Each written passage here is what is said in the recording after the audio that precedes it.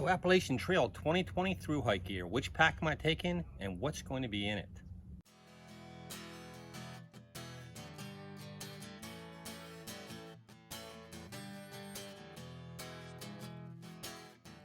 All right, so today I want to talk about my big three. That would be my shelter, my backpack, and my sleep system. Let me show you my backpack first. So my backpack is the Osprey Exos 48. This is the older model that had the hip pockets still on it. They still do sell this model, but hip pockets are no longer an option with this. I am going to remove the brain. I don't need it. That takes about 4 ounces off the weight of this pack. This pack does sell in its newer version on REI for I think $200.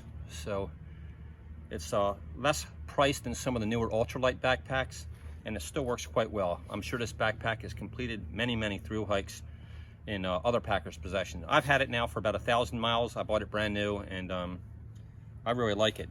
Osprey does have a lifetime warranty on their products, and you can see a patch here that Osprey actually put on a couple of them where I wore holes through some of the mesh outer pockets. But I sent it back to Osprey, and they had it back to me pretty promptly, completely repaired. And this was really my fault, I think, because I put things in here that I knew were chafing on it. So the approximate weight of this pack is about 2.5 pounds. A couple of the features I like about it is the side pockets also have an opening here, so it's real easy for me to slant water bottles in there and get them out when I need to. I do also put the Pure's hand sanitizer here, and this here also holds a water bottle in the front. The hip pockets are still pretty small on this thing, and because of that, I also got a fanny pack or a waist pack, whatever you want to call it. All right, so this is more or less an extension of my backpack. This is my waist pack. It weighs 1.4 ounces. It's made, it comes from a company called Decathlon Sports, which is actually the largest sports retailer in the world, but they're relatively new to the USA, and I think they only have stores in San Francisco at this time, but you can order online from them, and I think they ship for free anything over $25. So this weighs 1.4 ounces. It's a 2-liter waist pack, and it's certainly water resistant. I doubt it's waterproof. It's got another pocket inside with a zipper here. So this should be able to hold my cell phone and my wallet and some other things that I need. And when I'm in town and I don't want to be carrying my backpack around, I can carry my gear in here if I want to. So an extension of my backpack, about 2 liters, 1.4 ounces. And the good thing, it costs $6.99 from Decathlon Sports at decathlon.com. So the tent I'm choosing for my through hike is the Nemo Hornet 2-person tent. This is also somewhat popular for through hikers. Total weight is about 2 pounds, 6 ounces with everything, the stuff sack, the tent stakes, and the poles. It's semi-freestanding, and you can leave the rain cover off if it's not going to be nice weather and stargaze if you like. So it is a 2-wall tent. This retails for I think $370 online, but you can find it on sale. I got this from Backcountry shortly after Black Friday, or maybe it was Black Friday, and I got about $100 off of it, so about $270 I think I got it for. And the stakes that come with it remind me a lot of the MSR groundhog stakes, except they're about 1 inch shorter. Other than that, they seem to be almost exactly the same. It is really small for 2 people, so in my opinion, it would have to be 2 smaller people to sleep in this. I have very little experience with this tent. I've never camped in it. I have set this thing up a couple times. I'm going to set it up today on top of some Tyvek and cut a footprint for it. Anybody who has this tent, let me know about the footprint. You know, I'm definitely going to cut it, and I am going to use it on my shakedown hikes, but tell me if you think I really need it on the AT, or if that's weight I can drop and not carry the footprint. So if you let me know in the comments, I would appreciate any feedback. The one thing I don't like about this tent, as opposed to my other tent, which is a Lanshan 2, was I can set the Lanshan 2 up in the rain and get almost 0 water inside the tent, just the way it's constructed. The way this one's set up, it would be very difficult to, I don't know of any way actually where I could set it up and then get the rain fly on top without having some exposure to the rain. So something I'll have to be careful of, and I'll have to learn how to set this up as quickly as possible and throwing the rain fly on top as quick as I can, so that I don't get a whole lot of water in the tent.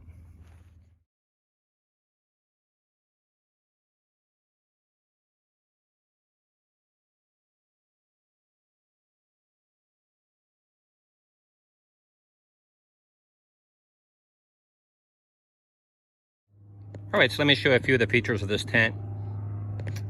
This is the 2019 remodeled version of the Nemo Hornet 2-person tent. And for 2019, they put these, I guess you would call them spreaders out here, to spread open the top a bit.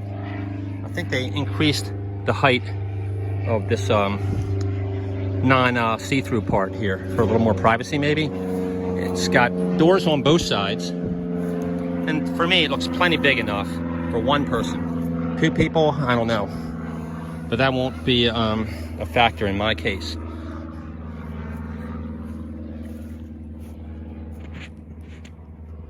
Nice nights I can sleep on it just like this without the rain fly.